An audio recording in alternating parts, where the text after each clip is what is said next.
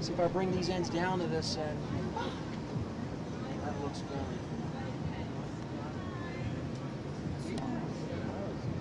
But that's 2 knots, 2 ropes. I only wanted 1, so I'll start again.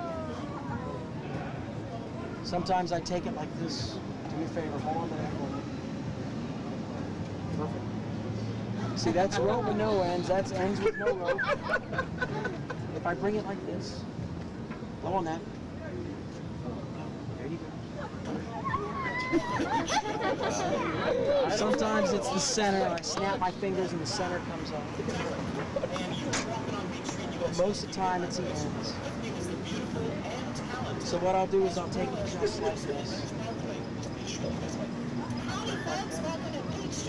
So if I give this one a little tug, I end up with a short rope and a long rope. And if I wrap the short rope around the long rope, it makes me a knot. And if I tie that knot,